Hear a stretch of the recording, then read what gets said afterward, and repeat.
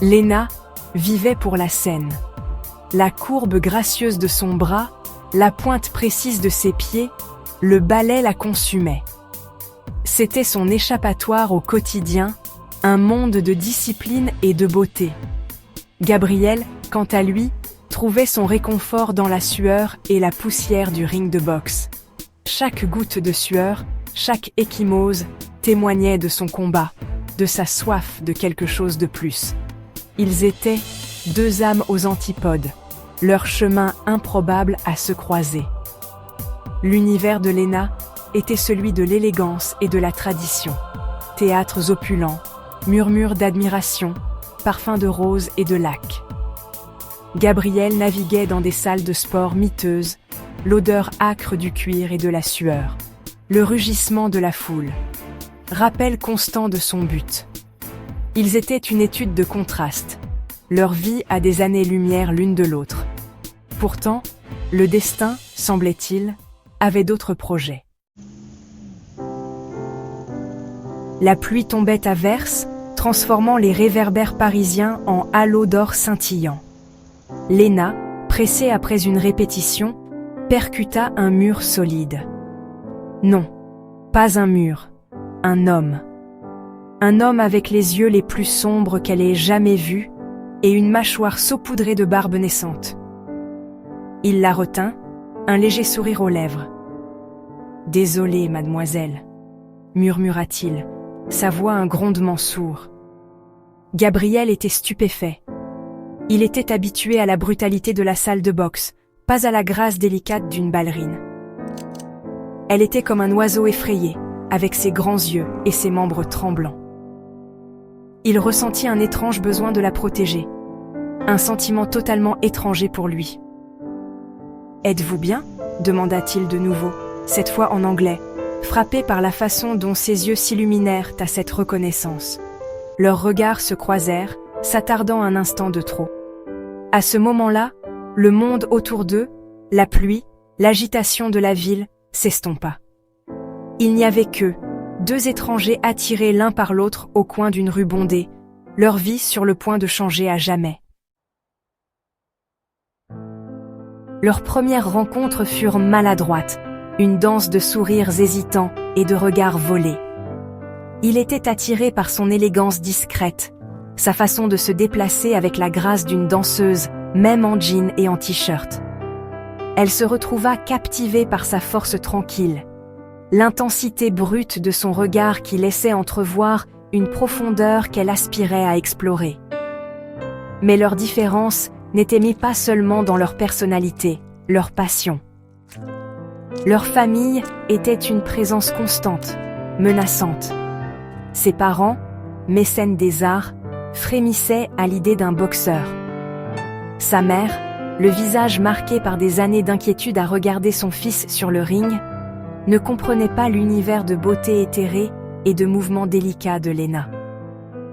Leur amour était un fruit défendu, un secret qu'ils savouraient dans des cafés cachés et lors de promenades nocturnes le long de la Seine. Ils savaient que leur famille ne comprendrait jamais, n'approuverait jamais. Mais dans les bras l'un de l'autre, ils trouvaient un refuge, un lieu où leurs différences s'effaçaient et où seul subsistait cet amour féroce et indéniable. La pression montait.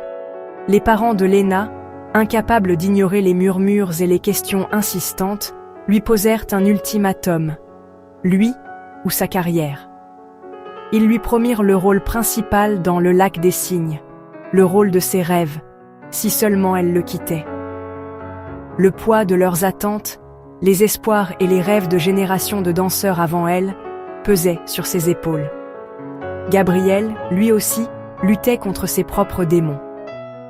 Son entraîneur, sentant sa distraction, le poussait plus fort, lui rappelant les sacrifices qu'il avait faits, le titre de champion à sa portée. Le ring était son échappatoire, l'endroit où il pouvait faire taire les doutes, les murmures d'incertitude qui le hantaient à l'extérieur. Mais même la montée d'adrénaline d'une séance d'entraînement ne pouvait pas complètement noyer la douleur dans son cœur. Chaque moment volé ensemble était doux amer. leur conversation empreinte de peur et de doute non exprimés. Les murs se refermaient, menaçant d'écraser le fragile espoir qu'ils avaient si soigneusement nourri. Le poids de leur amour, autrefois source de force, ressemblait maintenant à un fardeau, une chaîne les ancrant à une vie qu'ils n'étaient pas sûrs de pouvoir avoir. Chapitre 5. Le cœur d'un boxeur. Gabriel s'entraînait plus dur. Chaque coup de poing, une façon de calmer la tempête qui faisait rage en lui. Il aimait Léna, avec une férocité qui le surprenait lui-même. Mais il savait que son monde ne pourrait jamais lui offrir la sécurité, la stabilité que sa famille désirait pour elle. Il était un combattant, son avenir incertain, son corps un témoignage de la dure réalité de la profession qu'il avait choisie. Un soir, après une séance d'entraînement particulièrement épuisante, son entraîneur le fit asseoir. Le vieil homme, le visage buriné comme du vieux cuir, le regarda avec une compréhension qui démentait son extérieur bourru. « L'amour n'est pas une faiblesse, fiston, dit-il, la voix rauque mais bienveillante. C'est le combat qui te rend plus fort. » Les mots frappèrent Gabriel comme un coup de poing à l'estomac.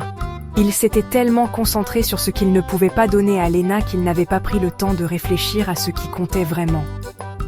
Il n'avait peut-être ni richesse ni statut social, mais il avait un cœur qui ne battait que pour elle, un amour qui brûlait avec l'intensité de 1000 soleils. Le poids des attentes de ses parents devint trop lourd. La culpabilité, la pression constante, rongeaient la détermination de Léna. Elle aimait Gabriel, avec une profondeur qu'elle n'avait jamais cru possible. Mais pouvait-elle sacrifier tout ce pourquoi elle avait toujours travaillé, l'héritage de sa famille ? Un soir, après une répétition particulièrement tendue, son regard se posa sur une jeune danseuse, le visage rayonnant d'anticipation pour sa première représentation. Léna vit en elle la joie, la passion pure qu'elle avait elle-même ressentie autrefois.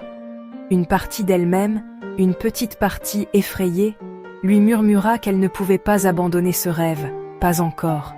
Cette nuit-là, des larmes coulèrent sur le visage de Léna, alors qu'elle prenait la décision la plus difficile de sa vie.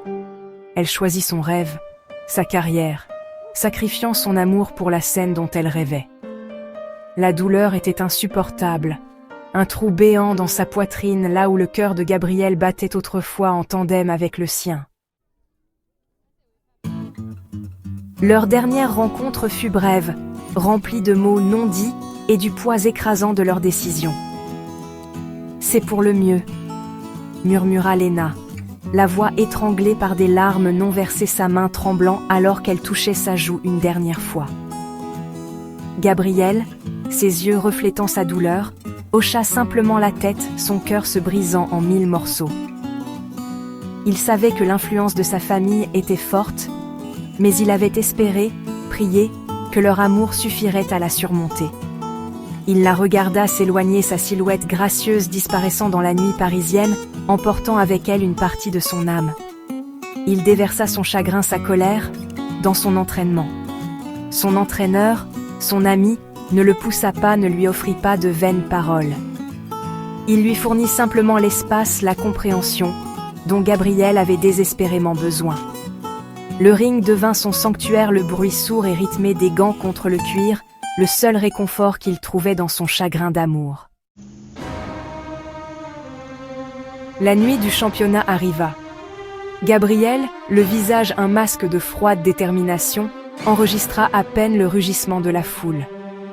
Son esprit était rempli d'images de Léna, de son rire, de la façon dont ses yeux brillaient lorsqu'elle le regardait. Il combattit avec une férocité qu'il n'avait jamais exploitée auparavant, chaque coup alimenté par le souvenir de leur amour, la douleur de leur séparation. Pendant ce temps, Léna se trouva incapable de regarder la diffusion en direct du combat.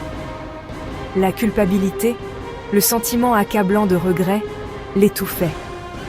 Dans l'environnement stérile de l'aéroport, entourée d'étrangers, elle s'effondra enfin.